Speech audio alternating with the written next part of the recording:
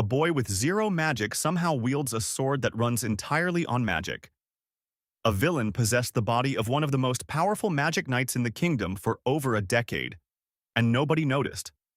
Today, we are breaking down 5 plot holes in Black Clover that the anime never fully explains.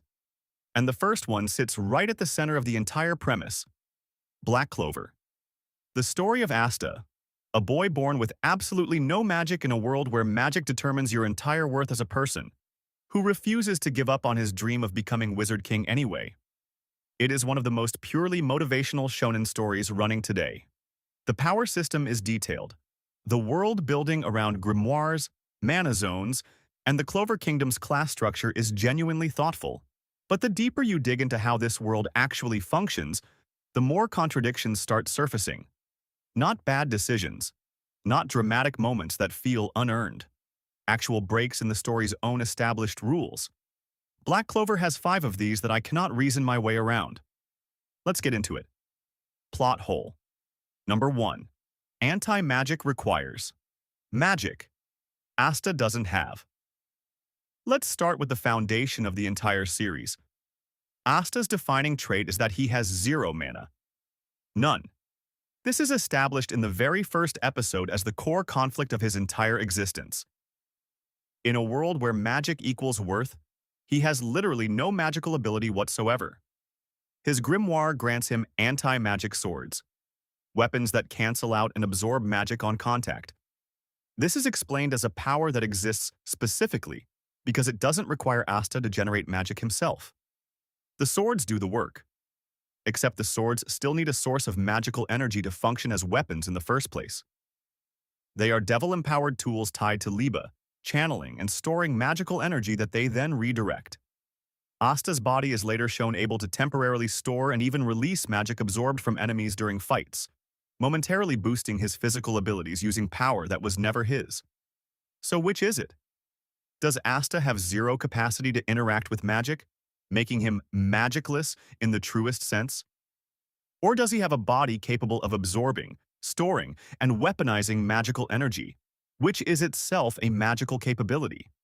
The show wants the emotional weight of Asta being completely powerless in a world that worships magic. But the actual mechanics of his anti-magic ability require him to functionally process magical energy constantly just to survive a single fight. Those two ideas do not fit together cleanly, and the series never resolves which version of zero magic Asta actually represents. Plot hole. Number 2. The Elf. Reincarnation. Plan needed impossible precision. This one will sound familiar if you have ever picked apart a centuries-long villain scheme before, because it has the exact same problem. Patali's plan, set in motion 500 years before the present story, required elf spirits to reincarnate into specific human descendants at a specific moment in time, allowing the elves to reclaim physical bodies and exact revenge on humanity using the Dark Triad's Zogratis bloodline as the trigger. For this plan to work as shown, an enormous number of independent variables needed to align almost perfectly 5 centuries later. The right descendants needed to be born into the right bloodlines. Those descendants needed to survive to adulthood. They needed to end up in specific positions of power within the Clover Kingdom's Magic Knight squads at the exact moment the ritual needed to be performed. And the Dark Triad themselves needed to successfully manipulate political events across years to engineer the final trigger condition. Any single death, any bloodline dying out, any descendant simply moving to a different country would have unraveled 500 years of waiting instantly. The story treats this plan as a long, patient, carefully executed scheme. But a plan this dependent on hundreds of years of uncontrollable human choices and biological chance is not patience. It is closer to wishful thinking dressed up as strategy. And the series never addresses just how fragile this 5-century timeline actually was. Plot hole. Number 3. Mana zones and mana skin rules. Get ignored constantly.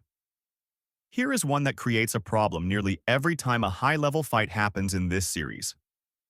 Mana zone and mana skin are established mechanics that govern how magic users sense danger and react instinctively. A mana zone lets a skilled mage passively detect movement and attacks within a certain radius around them, even without actively looking. Mana skin coats the body in magic, providing passive defense against physical and magical attacks alike.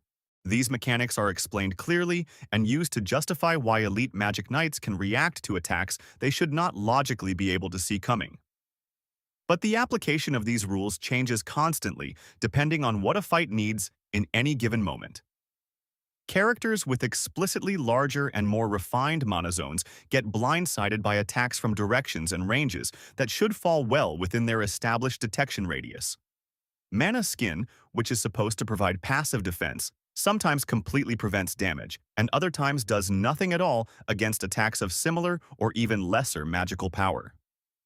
If these systems worked consistently, several of the series' most dramatic surprise attacks and near-death moments simply should not be possible against the specific characters they happen to. The rules exist clearly on paper. They just stop applying whenever the story needs tension instead of consistency. Plot hole. Number 4. Nobody noticed. Patali possessing William Vengeance. For years. This one is almost impossible to ignore once you actually sit with the timeline. William Vengeance, captain of the Golden Dawn Squad, was secretly possessed by the elf spirit Patali for years before the reincarnation arc reveals it. During that time, William continued operating as one of the highest-ranking Magic Knight captains in the kingdom, attending Wizard King meetings, leading his squad, and interacting closely with other captains and the Wizard King himself. Here is the problem. Reincarnation and possession by elf spirits is shown elsewhere in the story to be detectable. Other characters notice behavioral shifts, magical signature changes, and unusual power spikes in people who have been taken over. Magic users in this world are explicitly capable of sensing mana signatures with enough precision to identify individuals just from residual magic. William held one of the most scrutinized positions in the entire kingdom. He fought alongside other captains. He used magic regularly in front of people whose entire job is detecting exactly this kind of anomaly. For years, not one of his magical signature shifts, his lapses in memory, or his moments of altered behavior triggered enough suspicion from an entire kingdom of trained mages specifically skilled in sensing this exact phenomenon.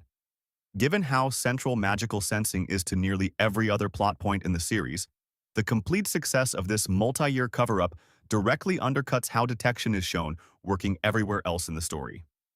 Plot hole. Number 5. Grimoire. Rarity doesn't actually determine power.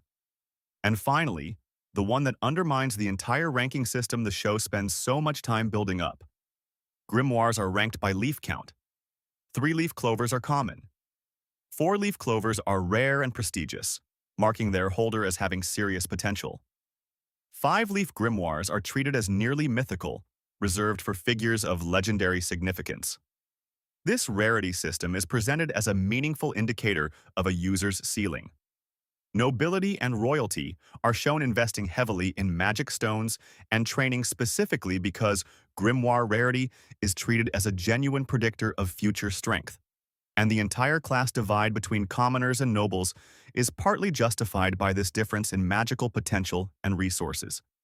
But Asta, who does not even have a conventional grimoire generating his power in the first place, relying instead on an anti-magic book powered by a devil, ends up matching or surpassing 4- and 5-leaf grimoire users relatively early into the story, alongside several other commoners using ordinary 3-leaf grimoires who keep pace with nobility wielding supposedly superior books and superior resources. If grimoire rarity genuinely correlated with ceiling potential, the way the political and social structure of the kingdom insists it does, this gap should not close as quickly or as consistently as it does across the cast. The story wants the grimoire rarity system to justify the kingdom's entire class structure and the unfairness Asta is fighting against.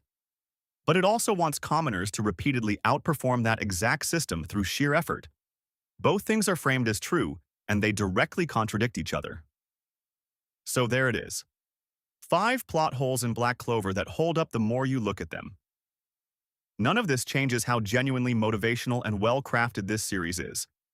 Asta's journey works because it is emotionally honest, even where the mechanics underneath it are not perfectly consistent. Which one of these bothers you the most? Drop it in the comments. Subscribe for more anime plot hole breakdowns every day. I'll see you in the next one.